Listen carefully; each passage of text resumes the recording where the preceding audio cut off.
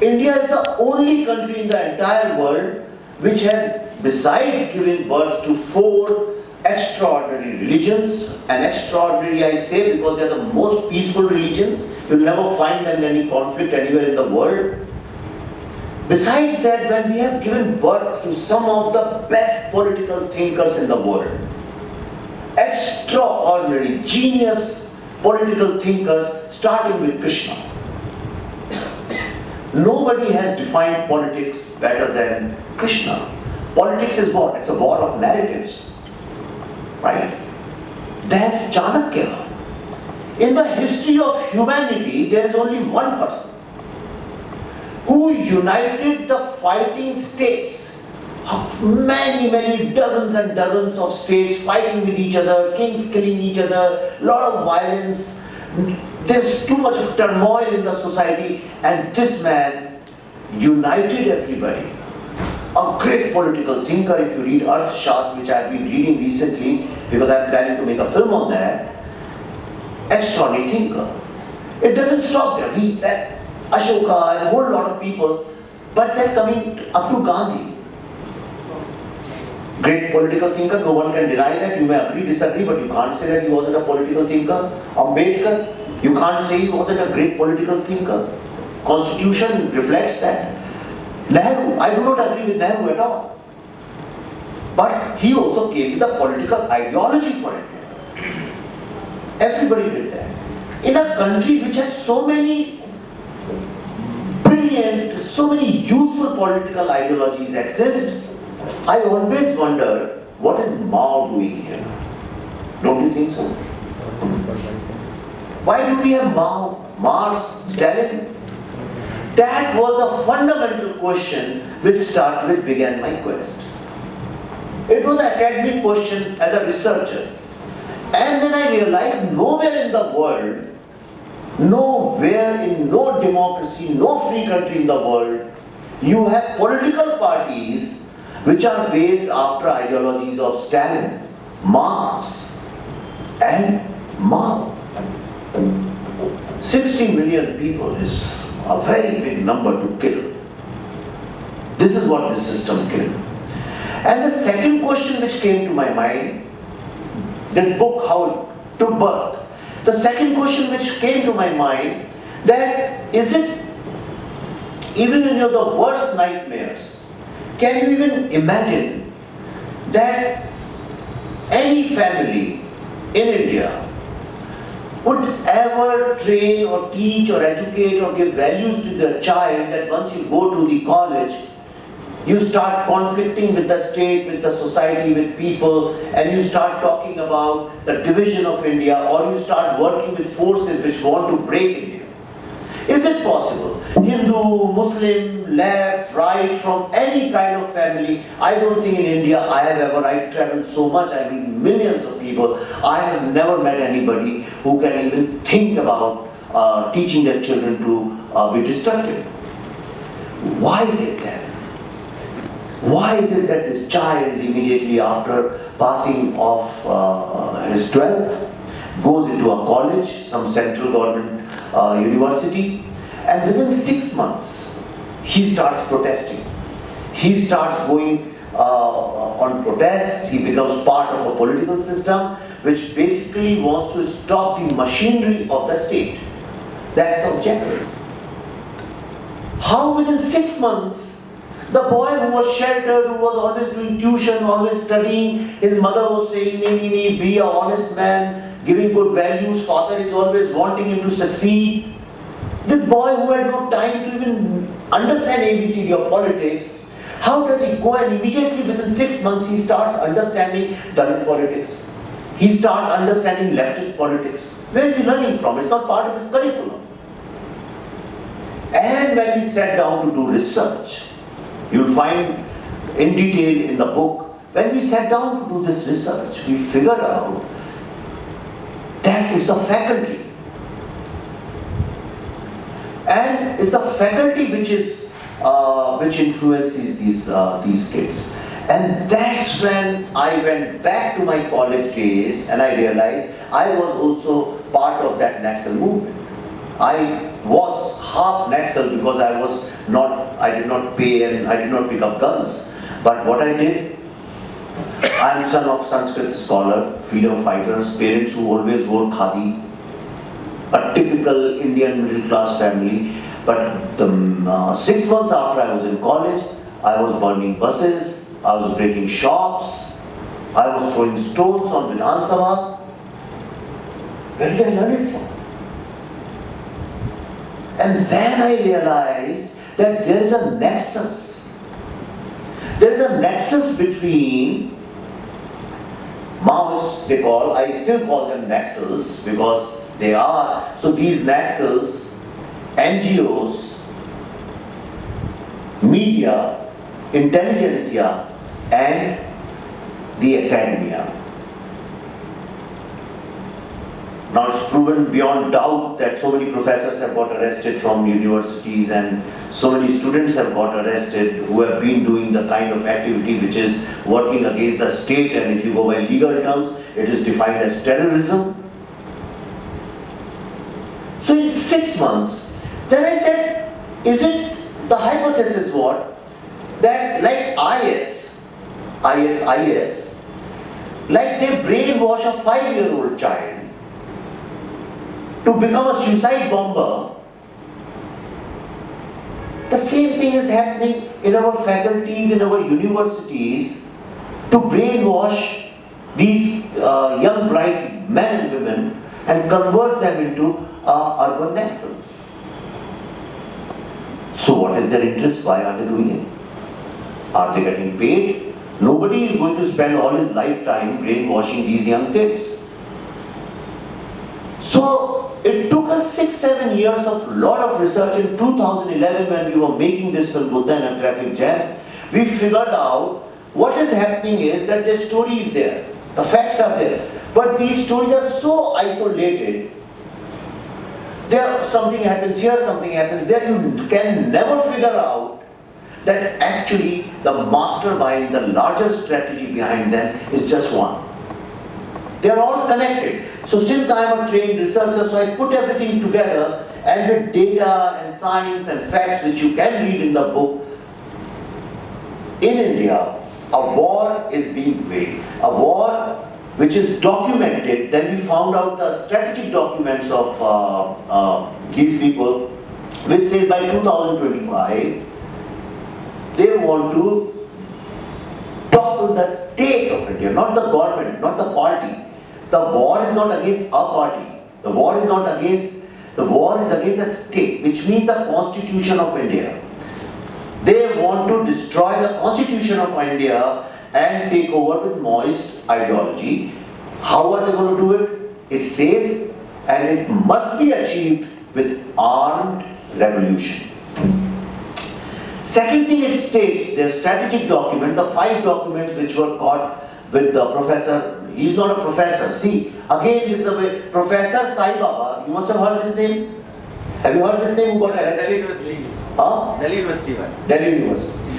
Every single media writes Professor Saibaba. He was never a professor. All his life he was an assistant professor. He was a lecturer. I was there. You're right. He was a lecturer. Absolutely. He was a lecturer, not a professor. But when you'll find these people write, they write Professor Saibaba. Anyway, so the second document which was found, which says that how to achieve this. How do we destroy the state of India? You cannot do it by being in jungles with guns. To do this, they say you have to capture cities. Unless you capture cities, no revolution can ever be successful. Actually, no revolution in this world has ever been successful. Do you know that?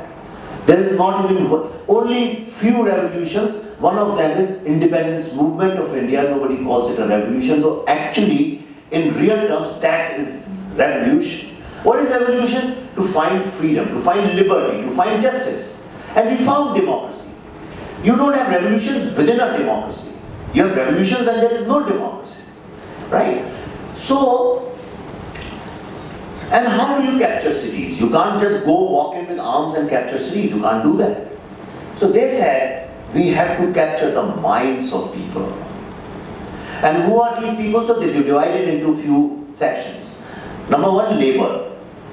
Now Calcutta or West Bengal, we do not realize, but the big problem actually in this state is coming from labor. Your labor doesn't want to be productive. Your labor doesn't want to be efficient. Your labor is always protesting. Your labor has already diminished the productivity. If West Bengal can have productivity of say 10, they have brought it anywhere down to 3, 4, 5. And when the labor is at unrest, you will find that everything is connected to labor. Everything is labor. Truck drivers are labor, taxi drivers are labor, everything is labor, shopkeeper is labor. So when the labor is disturbed, similarly the places where you have education, in Delhi, in Hyderabad, they are students. Now what students do? They also stop the state machinery. And so labor was one. Second was media. Okay, media. Third, they state is intellectuals, intelligentsia as they say, and academia. And the last comes student. You hear a lot about students because they come in news. Professors don't come in news. Labor never comes in news.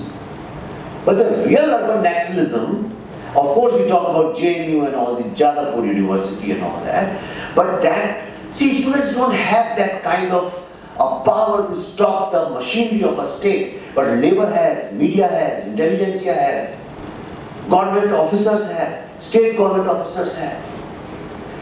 And they said make them invisible. Now, how do you know the person sitting next to you is not working for some kind of a front organization? So now how do you run in this entire country, in all these cities, how do you run this? You need money, you need infrastructure, you need organization. So where does the money come from? You don't expect a media guy or a professor or somebody who's working against the state to bring in his own money. So they started extortion. Every single year from the Red Corridor, 11,000 crore rupees are extorted. Right? It's an official figure. There's no two ways. In fact, it's much more, much higher. I have a very strong feeling it's higher, but they say this much. Tell me whenever you have a time constraint. No. Please carry on. So they extort 11,000 crore rupees. The normal assumption, people think, yes, kuch paisa to karte honge extort, they must be buying arms and ammunition. No, this is a myth which they have created. They don't buy arms with these. First, the money comes from foreign sources. It is all documented. In this book, I have given exactly which organization, which terrorist organization, how the money comes in. So first the money comes, arms, ammunition, organization, and all this infrastructure is being created. Then with the help of that, money is extorted from the business people who want to, people who are doing mining and mineral business, forests, so much of its natural resources are in abundance in these areas. That money is being used to support the, what they call FOs, frontal organizations. Now what is a frontal organization? Kabir Kala Manch. Now you will think that in some college Kabir Kala Manch is hosting a function, but they are not doing that. This is a facade. What they are doing is, they are identifying some very intelligent, research-oriented, smart young boys and girls who are disgruntled, who have come from a section of society which has been oppressed or which has been exploited, or they are not financially very distinct, but smart, intelligent people who can go to any extent, and then brainwash them and then convert them into Naxals, either to go into jungles or wage their war in cities. Most of this money is being used, and who's their enemy? You think I am their enemy? No, I am not. Do you think Hindus are their enemies? No, they are not. Do you think RSS is their enemy? This is a myth. These are all facade. These are what we call political optics, you know. Their real enemy is development. why in Bastar, I've been there many times, they do not allow mobile phones, they don't allow television, because then people will get to know what's happening in the world. They destroy every school which is being made, they destroy roads, they destroy every, because their biggest hurdle is development. Do you understand? And how to stop development? One way is in Bastar, you can do bomb blasts, you can do IED blasts and all those things. How will you do that in Delhi? How will you do it in Bombay? How will you do it in Kolkata? So the maximum money is being spent on legal activism. I won't take names because somebody told me that somebody is going to kill you because you take too many names. So in book I have taken lots of names, in real life I take names because I have nothing to hide. But I won't take names, but next time when you see that there are lots and lots of legal hassles in some kind of a development, you must know what's happening there. I am staying at ITC Sonar. I was talking to the general manager just now. Next to ITC Sonar, there is a very big piece of land which is being sold by Mamata Banerjee's government for 400 crore rupees. Okay? Now that was going to be developed. Now what happened the very next day or within few days, there are so many legal cases which have come up against that property is now just holding without any development on that. 400 crore rupees of the party which whoever must have put in, that has gone waste. The government promised to put in some money, that money budget has been allocated, that's gone waste. Now the whole process of development has come to a standstill. Therefore next 4, 5, 7, 8, 10 years, they'll keep fighting cases. By that time it will be so behind the schedule that when it gets made, it either gets made at a very higher cost, it won't happen. Now this is not a story of Kolkata, it's happening every single place. Look at a dam. In which civilized country in the world citizens will stop a dam? In US, after Great Depression in 1940s, 1950s, up to 60, when they were building highways, you know, there was a highway revolution in US. People gave up, you see their movies, people came forward and said, sir, this motel has been here for last 100 years, my father built it, but since you are developing this country, it's going to benefit everyone, take my thing. But in this country, what is happening? The farmer gives his land, so that a bridge can be built, he gives his land. In a week's time, suddenly he takes his papers back and says, I'm not going to sign. Why? By this time, legal activists reach him and they give him money. So everything is done with money. It's funny money, it's dirty money. It's corrupt money. But this money is blood money. It is coming from extortion, by killing small kids, by raping innocent women. And we don't know. And I am told that most of the people who are working for them actually are working indirectly without knowing what they are doing. And that is the biggest danger. Somebody who knows, okay, I am going to kill someone. You can deal with that person, you can identify him. But you are just piling along and suddenly you realize you have killed somebody when you had no intention, you don't even know who you have killed. Now imagine the life of that boy or a girl, and that's exactly what is happening with the youth of this country today.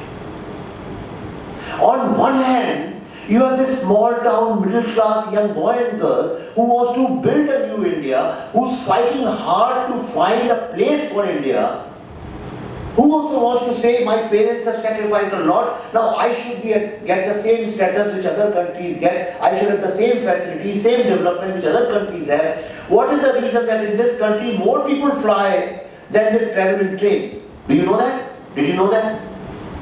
Aapko pata hi AC train. Yeah, AC versus this, right? Nowhere in the world. So it's a very strange country. We are moving, so many good indicators, there are some great things about this country. Look at our social structure, our family structure. What they want to do is, they want to destroy everything. They want to break the family structure, they want to break the social structure, the political structure, all these things. So this phenomenon, how is it happening? It's happening with foreign funding, because India is the only country in the middle of so many, look at around us. Who's around us? Either you have Islamic countries or you have communist countries.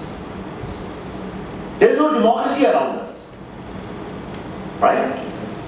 They don't want India, and we are the third or fourth fastest growing economy. We are 1.25 billion people. We have inherent strength. Wherever Britishers and these Portuguese and French people, when they colonized in 16th and 17th century and up to 18th century, when they colonized, do you know that whichever country they went to got converted into a Christian country? I was reading, there in Africa they went to this country and the king, they killed the king, and within 2 hours the entire country became Christian, within 2 hours. Wherever there was an Islamic invasion, entire countries became Islamic. Wherever Buddhists went, all those countries became Buddhist. Look at the magic of this country. Look at the biggest strength of India, that we were ruled for 600, 700, 800 years by Mughals, the Islamic belief system, and then Britishers ruled us for 200, 300 years with Christian mindset. By the time, after 1,000 years of Gulami, when they left, India had only 11 or 12% non-Hindus. Why? They could break every society, every political system except for India. Why? How was it possible? We didn't fight. We didn't say we won't convert if you put a gun on our head. It happened because our society, this was Samaj bolte. Our society is so strong. It's so strong that it's almost impossible to break this society because of our family system. And that's why the whole effort of urban nationalism is to break the Hindu population. And that's why lots of money is being pumped into, a lot of effort is being pumped into creating a Islamic Dalit bloc. Because when you do that, when you create, that's the only way you can ever break this country. There is no way you can break this country. Because whatever you see outside in media, Hindu versus Muslim, Hindu versus Christian, those are all things in media. But in real life, you tell me, is there any one single day in your life when you don't have to deal with somebody who's outside of your religion? Is it possible in this country?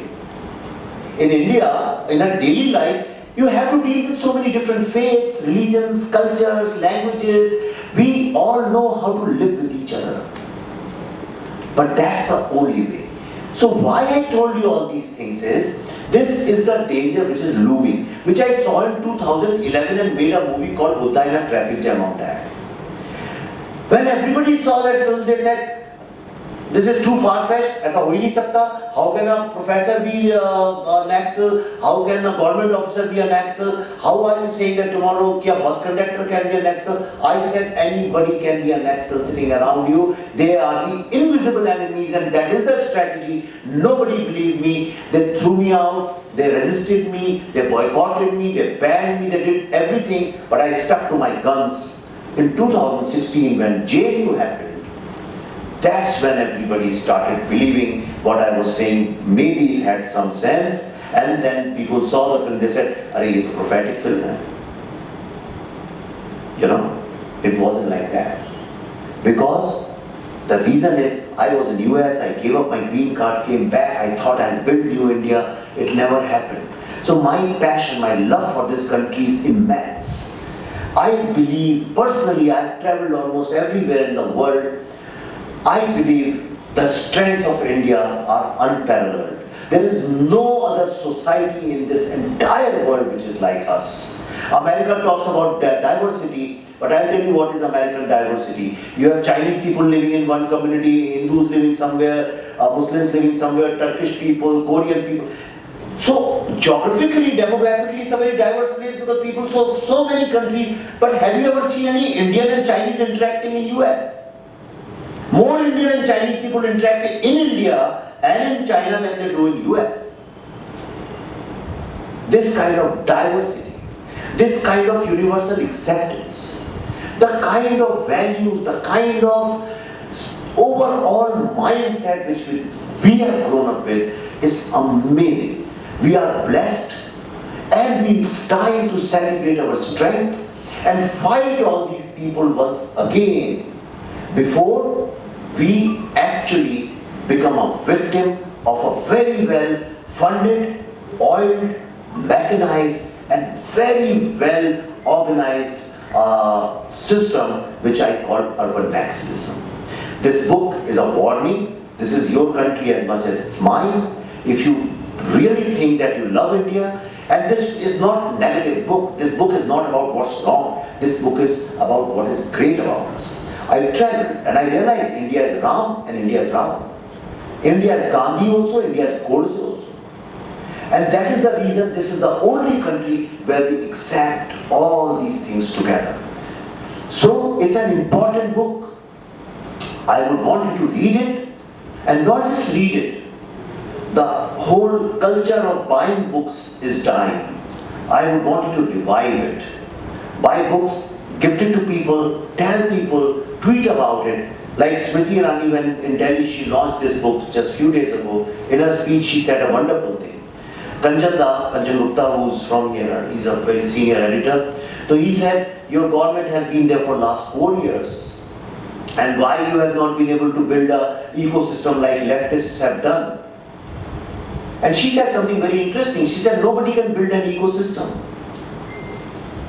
The only way to build an ecosystem is when your ideas and your products are going to be commercially successful. And look at the strategy of these people. All their ideas and products are mostly commercially very successful. Therefore, my appeal to you, I'll request you, not because it's my book. When books sell, writers don't get any money. So don't think like that. But a new startup, a new publication house will stand up which can really tell more Indian stories.